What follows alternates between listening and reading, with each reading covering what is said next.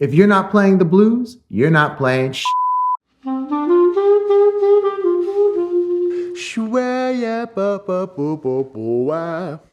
Before we get started, what's your favorite blues melody? Leave your answer in the comments.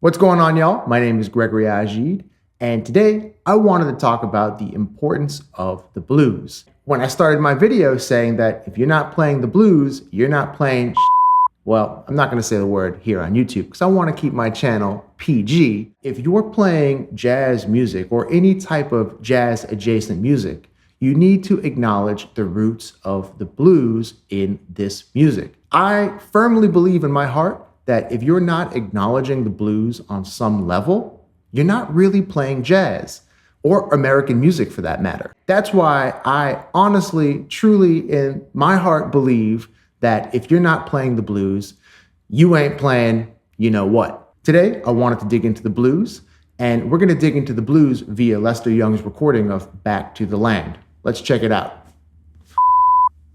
First and foremost, what is the blues? So if someone is referring to the blues, they can be referring to a multitude of things because the blues is actually multi-dimensional. And what I mean by that is the blues is a sound, right? If you play something, it can sound bluesy. The blues can also be associated with a feeling, and most often people associate the blues with the feeling of sad or sorrow. But it can also be a happy thing. I think there are a lot of great recordings of Charlie Parker playing blueses, and to me, the melodies sound actually pretty happy. So the blues is also a feeling. In addition to being a sound and a feeling, the blues is also a style of music. B.B. King is one of the greatest blues guitar players to ever live. There are a whole host of great blues singers and blues musicians. So the blues is also a style of music. The blues is also a scale. Have you ever heard of the blues scale? Well, the blues scale is a great vehicle for our improvisation. 1, flat 3, 4, sharp 4, 5, flat 7, back to the root. The blues scale. In addition to all of those things, the blues is also a song form, and the 12-bar blues is probably the most common variation of a blues form. And within a 12-bar blues, there are actually many different variations of the chord changes within those 12 measures. One of the most characteristic elements of that form is this idea of question, question, answer, or statement, statement, resolution. And in musical terms, that would be musical phrase, repeat the musical phrase, and then introduce a new musical phrase that ties everything together. My dog ran away. I'm real sad. Then we're going to restate it. My dog ran away. I'm real sad. And then we're going to come up with some type of resolution. My dog ran away, but I'm going to get a new one next week. I don't know, something like that. One of the things that I truly love about the blues is that it transcends time. And what I mean by that is that there are a whole bunch of great examples of the blues from every era of American music. You have blueses from the late 1800s, 1910s, 1920s. You have cats like Bessie Smith, Louis Armstrong, Lester Young. As we move into the 1940s and 50s, cats like Charlie Parker, Dizzy Gillespie, they wrote blueses. We even have examples of more modern sounding blueses. Cats like Eric Dolphy, Michael Brecker. There are even blueses being written today. The point I want to make is that the blues is an extremely important part of American music. As I'm saying all of this, I'm reminded of a great quote Evan Christopher once told me, and he said that the tradition is eternally modern. And I'm going to change that just a bit to say that the blues is eternally modern. So don't ever feel like the blues is just old-timey. The blues is as contemporary as anything else. A couple things about transcribing and transcription. So I transcribed this solo from the record, but I didn't actually transcribe it from the record. I actually transcribed it from Spotify, but you know what I'm saying. The point I want to make is that in these transcriptions, the source is the audio recording. Then we write down the solo, and the written solo is an approximation of the source document, which is the audio recording. So whenever you're dealing with a transcription, if you're reading the music, please reference the actual audio recording. All of the answers exist in the audio recording. So always reference the actual recording of the solo, because if you're just reading it, you're only getting a little bit of the information. You're getting the notes, but you're missing the inflection, you're missing the feel, you're missing the nuance. And all of those things are extremely important when you're transcribing and trying to play within the style of this music. What are some things we can do with a transcription? Well, the most basic thing we can do with the transcription is play along with the audio recording. And one of the things that I love to do is put on headphones and fully immerse myself in the audio recording as I'm playing along. And sometimes I use noise canceling headphones, so I can't even hear myself playing, and I'm just completely immersed in the actual audio recording, really digging into Lester's sound, really digging into all the inflections and trying to emulate it. And I might play with the recording 10, 15, 20 times with my headphones on, and then take my headphones off, and wow, sometimes I can really feel the spirit kind of like has assimilated into myself. It takes some time, but I really like listening with the headphones because I can hear all the nuance of the recording. Again, there's so many things that can't be articulated in the notes on a sheet of music, and we have to listen to get all of that information. There is no shame in slowing the recording down. YouTube has a great feature where you can slow audio recordings down without changing the pitch, and I highly encourage you to slow the recording down. Just keep in mind that when you're trying to find an easy solo, none of these things are really easy. Lester Young is one of the greatest saxophone players to have ever played the saxophone, and you're playing what he played. Charlie Parker, Michael Brecker, whoever it is that you're playing along with, these cats are the greatest in the world. So, of course, it's going to be difficult, and there's no shame in slowing things down. I slow things down all the time. You should too. In addition to trying to emulate the actual recording, you can take licks and phrases from the solo, analyze them, and try and incorporate them into your own solo. Let's dig into the blues a little bit via Lester Young's recording of Back to the Land. And this is an incredible recording that features Lester Young on the saxophone, the great Nat King Cole on piano, and Buddy Rich on the drums. Lester Young takes an incredible three-chorus solo on this tune. He has an amazing tone. It's just so velvety and it's so good. He is playing some great riffs and blues phrases. He's even digging into the changes, like playing some pretty harmonically complex things. He starts his solo with an incredible opening phrase. Check this one out.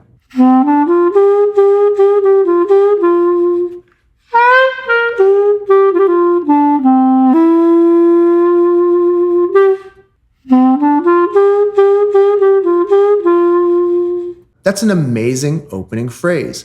And let's say I want to incorporate that phrase into my own vocabulary. So maybe you could take that phrase and just riff on it for a quick second.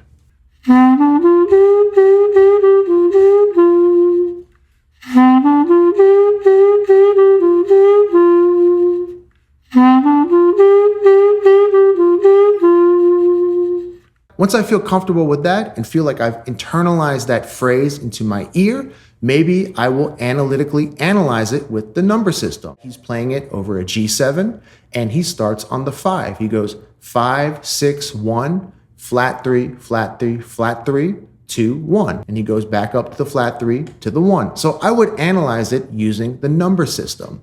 And once I feel comfortable with that, I can try and transpose that phrase into all 12 keys. So you can either use your ear or you can use the number system to help you transpose the notes into different keys. Be patient with yourself. This is a challenging process, especially if you're new to transposition. So be kind to yourself, be patient. It takes some time.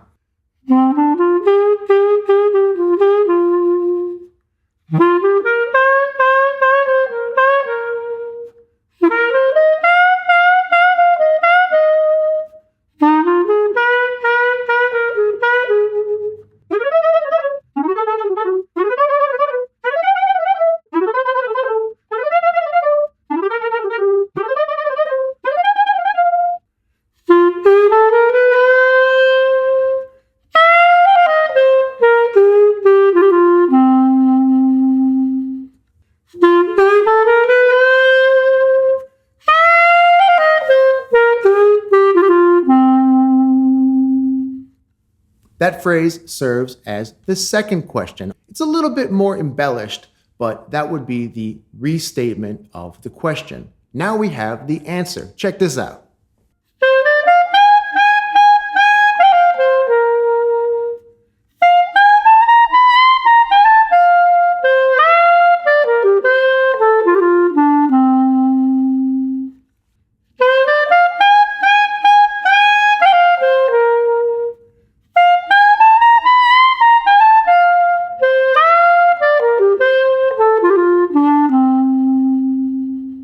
He ties everything up into a nice little bow, and now you have your resolution to the questions or the resolution to the statements. Now the beginning of the second chorus. Check out this killing phrase right here. This is a good one.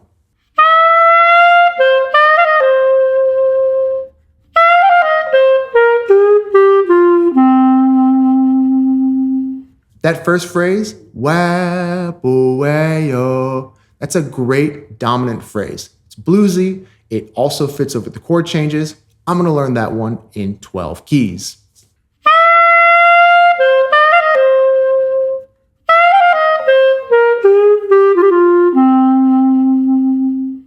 Next 4 bars.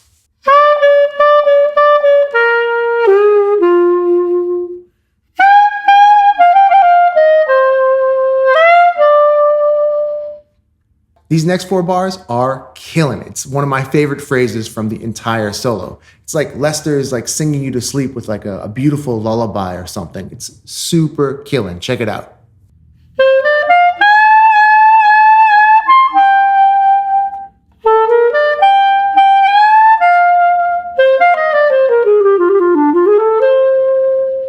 That lullaby line is so killing. I feel like he's singing a baby to sleep or something like that. But again, it's that resolution, right? He's tying everything up into a nice bow, and it's just a beautiful way to end the solo. Melodic, sweet, sensual. It's killing. I'm gonna play it one more time.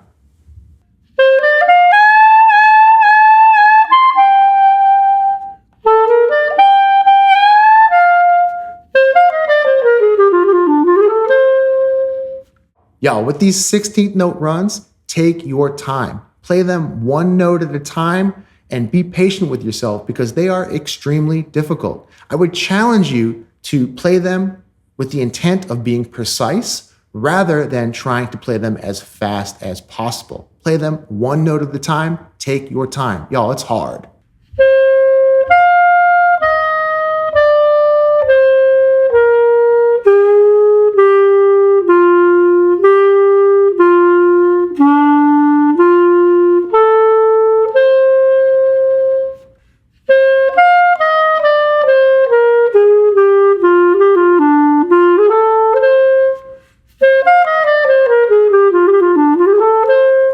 At the beginning of the third chorus, he reintroduces that lullaby type melody. It's so beautiful. It's so melodic. It's so sweet. I absolutely love it. It's just, again, singing a baby to sleep. Oh, it's so killing. Check this one out.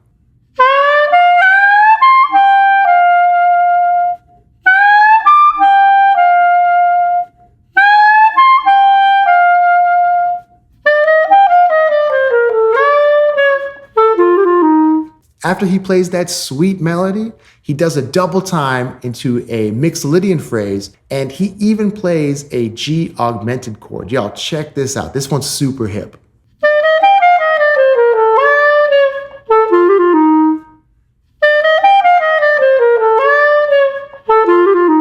Woo! That's a killing phrase, and I'm definitely going to play that one in all 12 keys.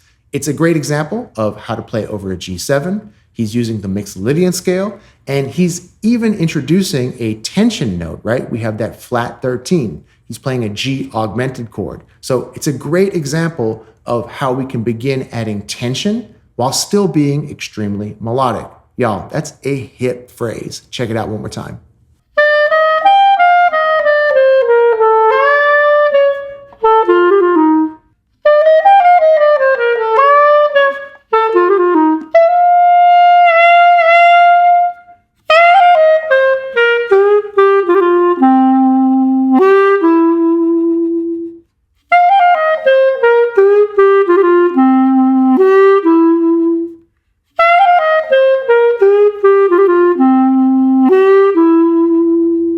Lester's played that phrase a couple times throughout this recording, and it's a great example of the power of repetition. Every time I hear that phrase, it feels like we're going home. It sounds familiar, and that's a good thing, right? Don't be afraid of repeating yourself. It gives us a sense of home. And every time he plays it, he adds something a little bit new to it, right? He kind of re-emphasizes it at the beginning, and then he ends the phrase on an F sharp, right? We go from a G7 with that dominant sound, and then he implies a G major 7 or a B minor 7. I don't exactly know what he was thinking, but that F sharp changes the harmony just a little bit. It's super hip.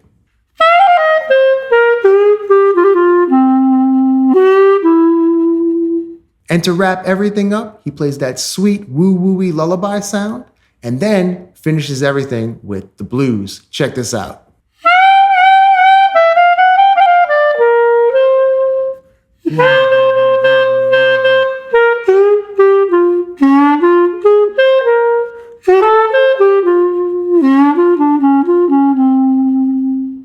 Woo! That's a killin' solo. There's so many beautiful elements of the blues. You got some beautiful melodies, some great phrasing. Y'all, Lester Young is the real deal.